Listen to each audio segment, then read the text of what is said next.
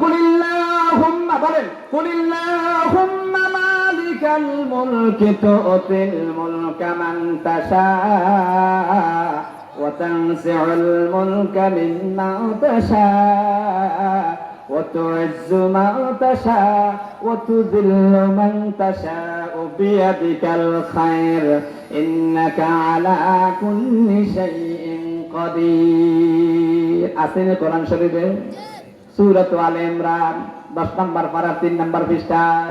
ও নবী আপনি বলুন, হে আল্লাহ, কুলিল্লাহুম্মা মালিকাল মুলক, রাজত্বের মালিক তুমি, তুতিল মুলকা মান তাশা, তুমি যাকে ইচ্ছা তাকে রাজত্ব দাও, ওয়া তানজিউল মুলকা মিম্মান তাশা, যার কাছ থেকে ইচ্ছা তুমি তার কাছ থেকে রাজত্বটাকে ছিনাইয়া নাও। আসলে কোরআন শরীফে বিয়াদিকাল খায়র, সব কিছু তোমার হাতে, ঠিক কি না? এই আয়াতের ব্যাখ্যায় ইমাম আজম আবু হানিফার একটা ঘটনা মনে পড়ে গেল।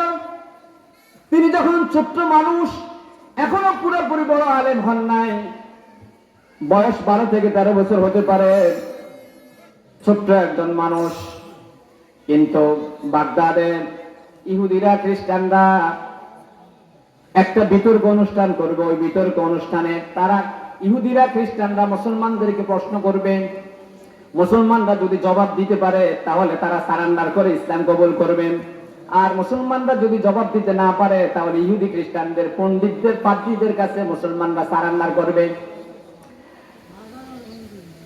দীর্ঘদিন পর্যন্ত ঘোষণা করে দেওয়া হলো বাগদাদের একেবারে মেইন ফটকে, মেইন কেন্দ্রে মুসলমানদের সাথে আর কি খ্রিস্টান আর ইহুদিদের সাথে বিতর্ক হবে। মঞ্চস্থ করা হলো, মঞ্চ সাজানো হলো, হাজার হাজার মানুষ, ইহুদি খ্রিস্টান তারাও আসলো, মুসলমানরাও আসলো। মুসলমানরা এক পাশে বসলো আর খ্রিস্টানরা ইহুদির এক পাশে বসলো।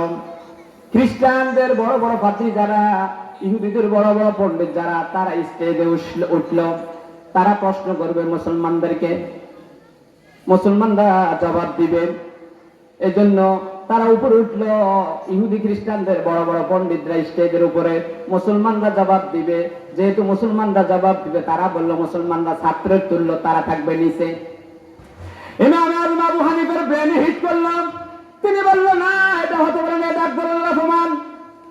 মাঝখান থেকে দাঁড়িয়ে বলল, ইমাম আজম আবু হানিফা দাঁড়িয়ে বলল, ও সভা মঞ্চের সবাই কাছে আমার একটা প্রস্তাব।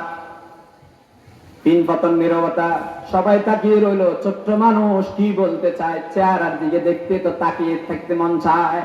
জীবনে কোনোদিন কোন গুনাহ করছে কিনা জানি না, আমার মনে হয় নিষ্পাপে ছিল, কারণ যেই লোকটি 40 বছর পর্যন্ত এশার নামাজের ওযু দিয়ে ফজর পড়েছেন, সুবহানাল্লাহ, যেই লোকটির 60,000 ফিকহ নামক কিতাবের ছাত্র হয়েছিল, সুবহানাল্লাহ, যেই লোকটি 96,000 মাসালা নিজে ইস্তেমবাদ করেছেন, সুবহানাল্লাহ, রমজান মাস আসলে যেই লোকটি 61 খতম কোরআন শরীফ পড়তেন, দিনে 1 খতম পড়তেন, রাত্রে 1 খতম, এভাবে হলো 60 খতম। খতমে তারাবির ভিতরে 1 খতমের বেশি আল্লাহ রাসূল দেন নাই, সাহাবায়ে কেরাম দেন নাই।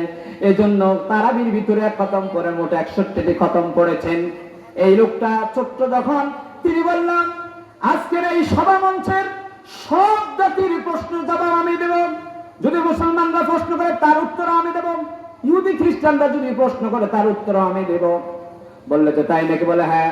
সবাই নীরব, নীরবতা অবলম্বন করে তাকিয়ে আছে, কি বলে। এত বড় পণ্ডিতরা বসে আছে, মুসলমানদের বড় বড় পণ্ডিতরা আছে, আলেমরা আছেন। বললে যে আপনারা সবাই নিচে নামেন। ইহুদি খ্রিস্টান কোন পণ্ডিত স্টেজে থাকতে পারবে না, মুসলমানরা তো স্টেজে নাইয়ে উঠতে পারবে না।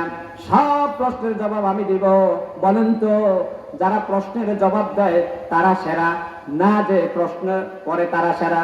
বললো যে আমার থিওরিতে যিনি প্রশ্নের জবাব দিলে তিনি হলেন টিচারের পদমর্যাদা, আর যারা প্রশ্ন করবে তারা হলো ছাত্রের মর্যাদা। সব ছাত্রগুলা নিচে থাকবে, আমি টিচারের পদমর্যাদা, আমি স্টেজে উঠবো। সুবহানাল্লাহ। প্রথম প্রশ্ন আসলো, নোমান, তার অরিজিনাল নাম হলো নোমান বিন সাবেত। আবু হানিফা হলো তার মেয়ের নাম। মেয়ের যোগ্য হওয়ার কারণে মেয়ের নামে বেশি পরিচিতি পেয়ে গিয়েছেন। কিন্তু তার অরিজিনাল নাম হলো নোমান। কেন আবু হানিফা হিসেবে পরিচিত পাইছে সেটা পরে বলবো। আমার ভাইয়েরা বাবারা, প্রথম প্রশ্ন আসলো, আচ্ছা বলো তো তোমার আল্লাহ এখন কি করেন? প্রশ্ন করার সাথে সাথে বলে দিল আমার আল্লাহ কি করেছে দেখেন নাই?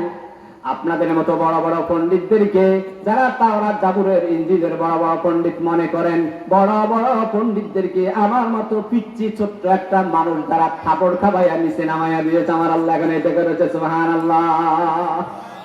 বললো যে দলিল কি? বললো দলিল সূরা আলে ইমরান, কুলিল্লাহুম্মা মালিকাল মুলকি তুতিল মুলকা মান তাশা ওয়া তানজিউল মুলকা মিম্মান তাশা।